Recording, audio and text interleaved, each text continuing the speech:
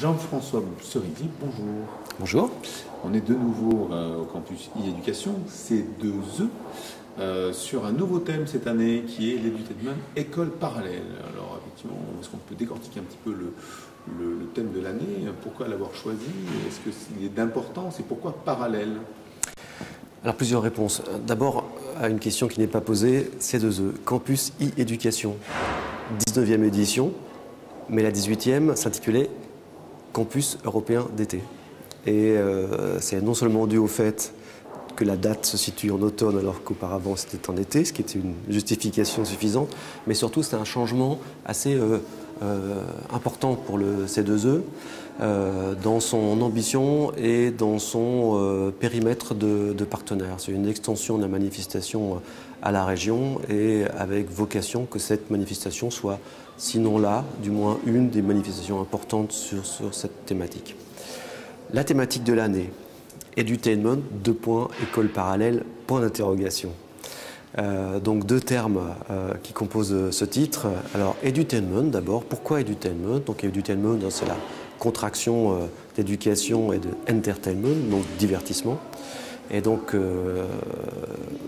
ce thème a été choisi extrêmement facilement puisque notre territoire a obtenu il y a environ un an le label French Tech Edutainment.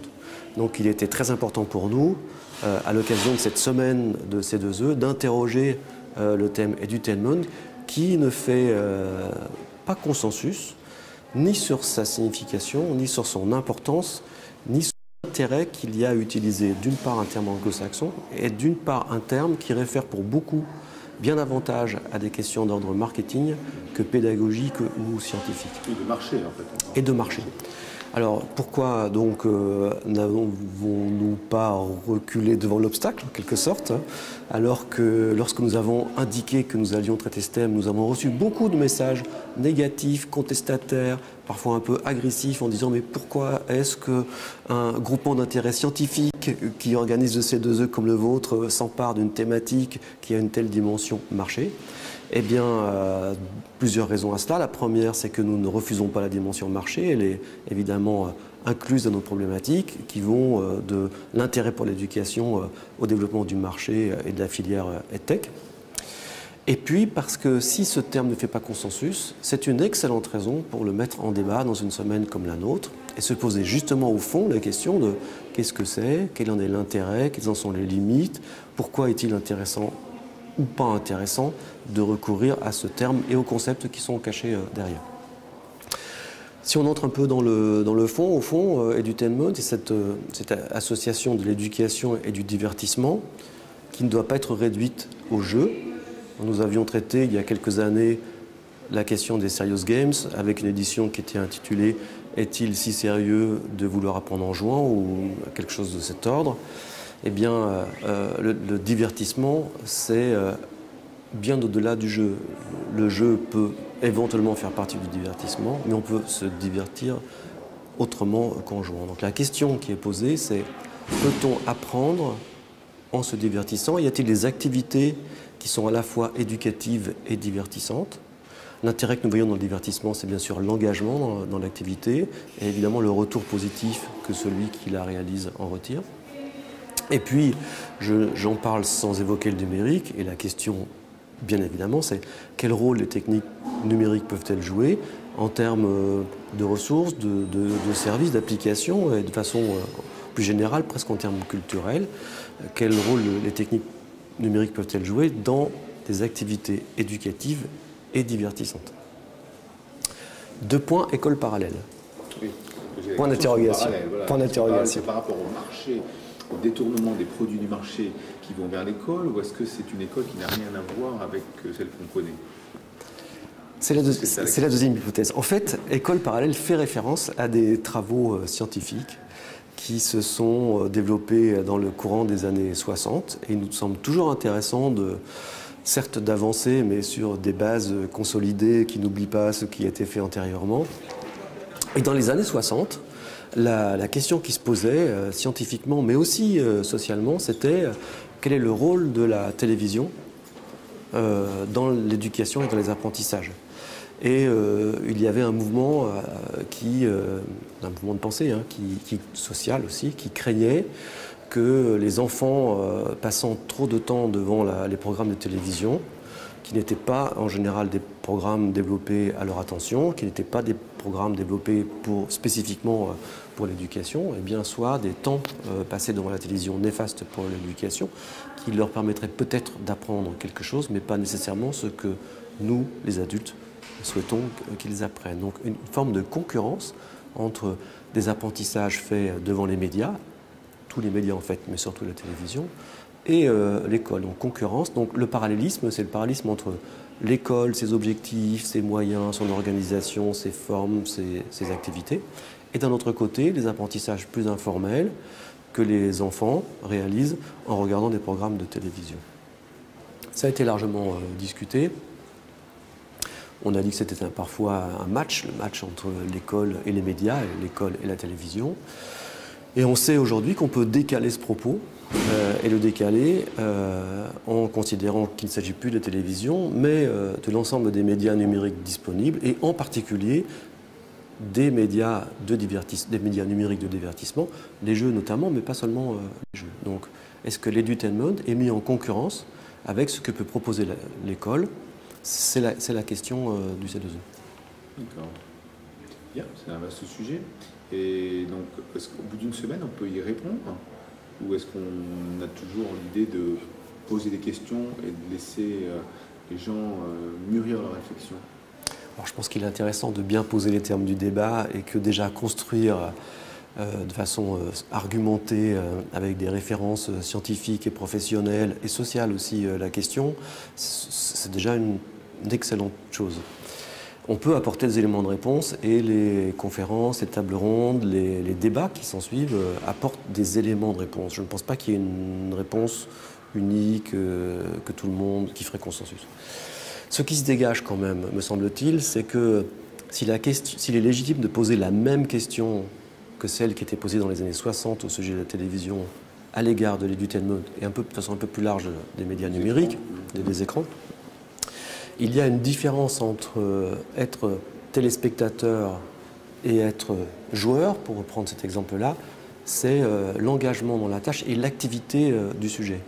Et que la question est la même, la situation est différente. Et que une sorte de consensus qui semble se dégager des interventions et des débats ici, c'est que la réponse serait c'est différent, parce qu'on n'est pas seulement passif, il y a une activité du sujet qui est plus favorable aux apprentissages que ne l'est la télévision, surtout par rapport à certains programmes de télévision. Mais ça pose évidemment de nouvelles questions, enfin, qui étaient tout de même posées aussi pour la télévision. C'est cette question de parallélisme. Le parallélisme, il peut être euclidien, donc des parallèles qui ne se rencontrent jamais. Évidemment, pour nous, l'idée, c'est de savoir où se rencontrent les parallèles dans cette semaine-là. C'est-à-dire, à quel moment est-ce que l'éducation, les institutions éducatives peuvent s'emparer des ressorts pédagogiques, des ressorts de l'activité de l'edutainment pour les intégrer aux propos éducatifs et à l'ingénierie pédagogique. Et inversement, sans doute aussi, comment peut-on dialoguer avec ceux qui développent, créent, font vivre les médias numériques de l'edutainment pour qu'ils intègrent des problématiques éducatives, y compris quand ils ne travaillent pas spécifiquement pour l'école, les collèges, les lycées et l'université. Ou filtrer les contenus comme c'est l'objet du CSA, par exemple. On parle aussi de temps de cerveau disponible. C'est la grande bataille des GAFA ou des autres gens de l'Internet. Donc tout le monde où la société aujourd'hui est devant l'écran. Je crois qu'il y a une statistique qui parlait, je crois que c'était Ipsos, qui disait que les enfants aujourd'hui, 80% de leur temps étaient dans des écrans non formatés par l'éducation nationale, et que l'enjeu du futur, c'est justement capter l'attention, donc prendre ces petits temps de cerveau disponible de la part des consommateurs, mais là on parle des apprenants, au sens large, pas forcément des enfants. Est-ce que la bataille n'est pas perdue? Parce qu'effectivement, c'est bien de vouloir... je commence à lui faire peur, Jean-François. Non. Est-ce que c'est bien de lutter contre? Et est-ce que tout ce qui est proposé aujourd'hui va dans le bon sens? Moi, c'est une question évidemment difficile, c'est un avis que je peux donner seulement. Alors, d'abord, une première observation, c'est que cette question n'est pas nouvelle et elle renvoie quand même à ce vieux débat également, c'est qui a légitimité, oui, pour organiser des activités éducatives, quelles sont les activités légitimes et quelles sont celles qui le seraient moins. Évidemment, aujourd'hui, les systèmes éducatifs reconnaissent très fortement que les apprentissages ne se déroulent pas seulement au sein des activités qu'ils organisent à l'égard des apprenants quels qu'ils soient. Et que ce qui est sans doute nouveau, c'est que les institutions éducatives non seulement reconnaissent cela, mais le reconnaissent tellement que la question qu'elles cherchent à traiter, c'est comment tirer parti des apprentissages qui se réalisent hors activité entre guillemets scolaire dans l'environnement scolaire. Comment est-ce qu'on établit un pont entre les apprentissages informels, par exemple, réalisés à la maison ou avec les amis, et ce qui se déroule à l'école. C'est extrêmement intéressant parce que finalement, il y a longtemps, c'est ce que distinguait conceptuellement la pédagogie qui s'adressait aux jeunes et l'andragogie qui s'adressait aux adultes. On disait que la différence, c'était que quand on était un andragogue, on devait toujours prendre en compte ce qu'était la personne, son expérience et ce qu'elle faisait en dehors de la situation formelle de formation. Et aujourd'hui, on sait qu'il en va de même pour la pédagogie. Ça veut dire qu'on doit tirer parti de cette présence massive des élèves, des apprenants devant les écrans. C'est une première partie de la réponse. L'autre partie, c'est que, évidemment, que les processus attentionnels du point de vue cognitif n'ont sans doute pas changé, mais que le contexte, lui, a beaucoup changé et que les stratégies attentionnelles des uns et des autres, des élèves en l'occurrence, ont beaucoup changé.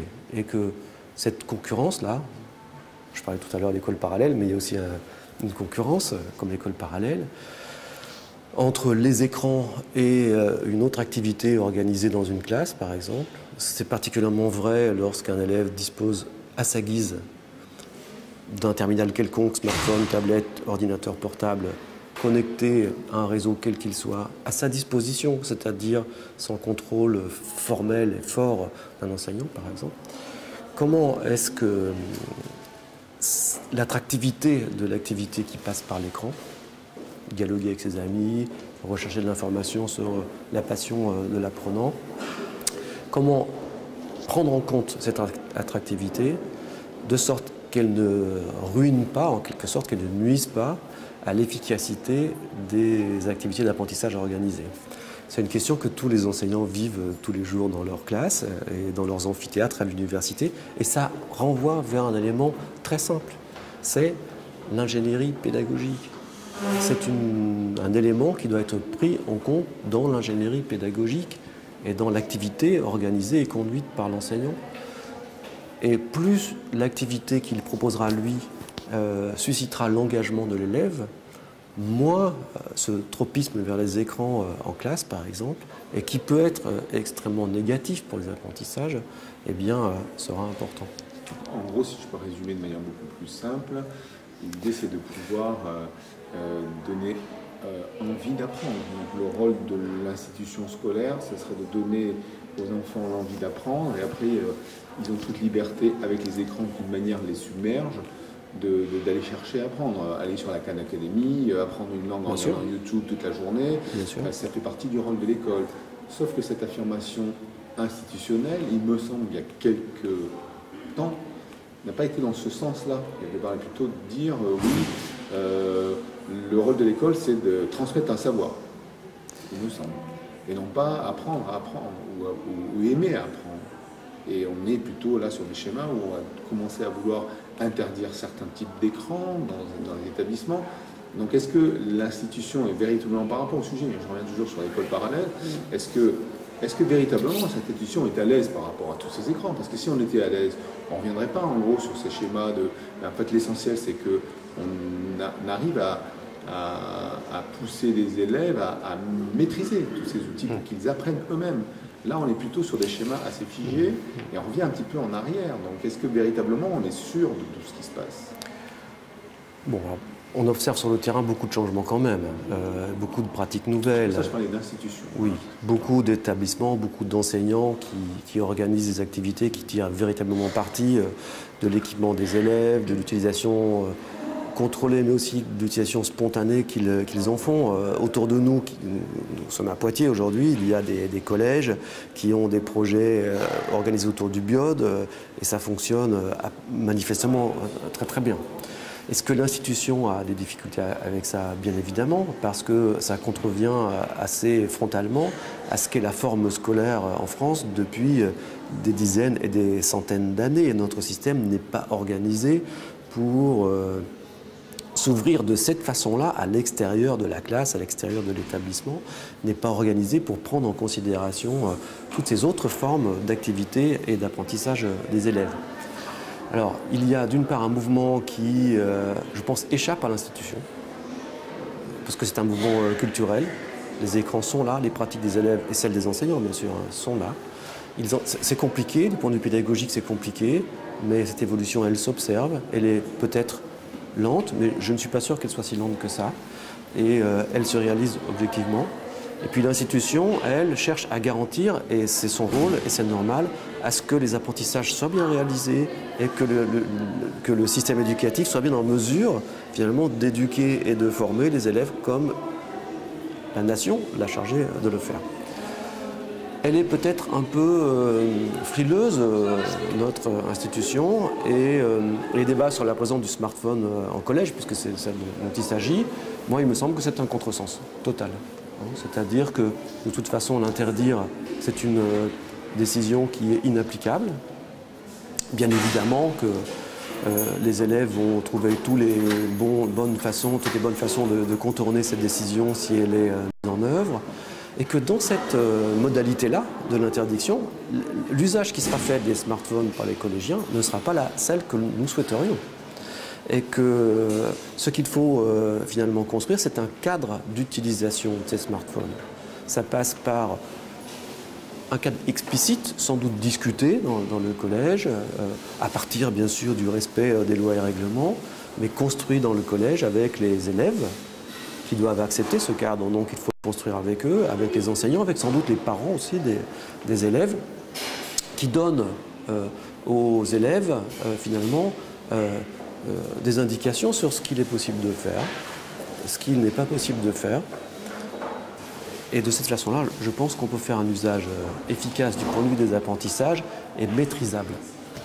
Donc on voit que le thème nous amène sur plein de choses très intéressantes et il faut au moins une semaine pour décortiquer dans tous les sens de ce thème Edutainment et école parallèle. Pour clôturer notre interview, l'avenir du campus éducation, les projets pour l'année prochaine, parce qu'on sait qu'à chaque fois, dès qu'on a pratiquement entamé la première semaine du campus, on réfléchit déjà à la prochaine. Donc est-ce que vous allez nous concocter quelque chose de différent, une continuité? Où c'est qu'on va? Alors, on sait un peu où on va. D'une part, c'est mieux, d'une part, le C2E, je l'ai dit au début de l'entretien, est porté par un groupement d'intérêt scientifique qui s'intitule INEFA, Innover avec le numérique pour l'enseignement, la formation et les apprentissages, qui s'étend à l'ensemble de la région Nouvelle-Aquitaine, qui est porté par la région Nouvelle-Aquitaine, ce qui va colorer à l'avenir, bien sûr, cette manifestation, puisque les partenaires qui l'organisent vont être plus nombreux, et je pense que ça va être un enrichissement tout à fait considérable pour la manifestation. S'agissant du thème, en général, le thème était décidé après le C2E, sur proposition des participants et une décision prise par le comité d'organisation des manifestations. En fait, cette année, nous avons procédé différemment, c'est moins démocratique, nous ne demandons pas l'avis des participants, mais le comité d'organisation a déjà décidé pour pouvoir annoncer le thème en fin de manifestation. Donc le thème de la session 2018 est, pas encore problématisé, mais le thème est, avec 3 mots qu'il faudra relier, francophonie, numérique, éducation. C'est le thème de la francophonie, la façon dont, dans l'espace francophone mondial, on s'approprie les techniques numériques pour apprendre et aussi sans doute au service de la francophonie elle-même. Alors c'est un thème important pour nous qui sera également le thème du Créaton. le créaton, donc notre hackathon en fait pédagogique. Il y aura une thématique plus précise pour le créaton. Celle-ci ne sera révélée que le 16 mai 2018, jour du créaton. Créaton qui, lui, est porté non seulement par le comité d'organisation du C2E, puisque c'est un élément du C2E, mais aussi par d'autres partenaires, et en particulier l'OIF et l'AUF. Bien. Donc, et aussi, je ne sais pas si on l'a dit au début, mais que l'ambition, c'est de faire grossir ce créaton, puisque cette année, il y a 200 équipes, et que l'idée, c'est d'arriver à 500 équipes, c'est ça ? C'est ça, l'objectif 2018, 500 équipes, des équipes de 3 à 5 personnes, donc la multiplication est simple, et des équipes réparties dans le monde entier, puisque les universités qui sont nos relais de l'agence de l'AUF sont réparties partout sur la planète, et d'ailleurs pas uniquement dans des pays francophones. Bon, on se mondialise alors. On se mondialise, l'étape d'après c'est interplanétaire. Merci Jean-François. Merci beaucoup Eric.